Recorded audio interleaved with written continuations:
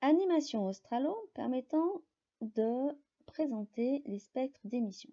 Ici, intensité du fond. Si je l'augmente, j'observe un spectre que vous connaissez, le spectre de la lumière blanche. Moi, ce n'est pas ça qui m'intéresse aujourd'hui, puisque ça vous le connaissez, le spectre de la lumière blanche qui est un spectre, on va le remettre, qui est un spectre continu qui va de 400 à 800 nanomètres.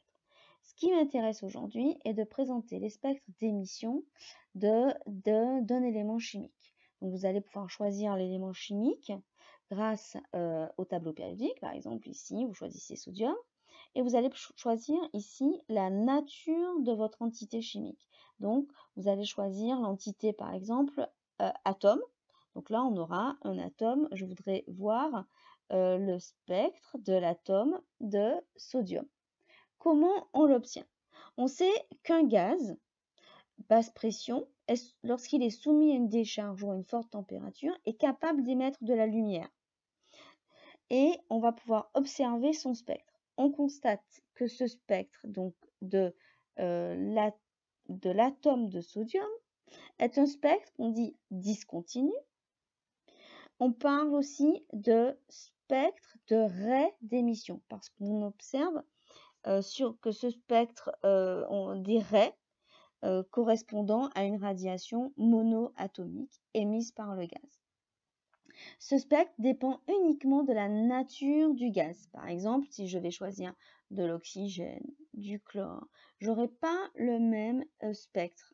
Ça va dépendre de la nature. Donc ici, j'ai l'atome de chlore, mais si je prends par exemple le l'ion chlorure, vous voyez que je n'ai pas le même spectre. Je reviens sur le sodium de tout à l'heure. Ça, c'est l'ion sodium.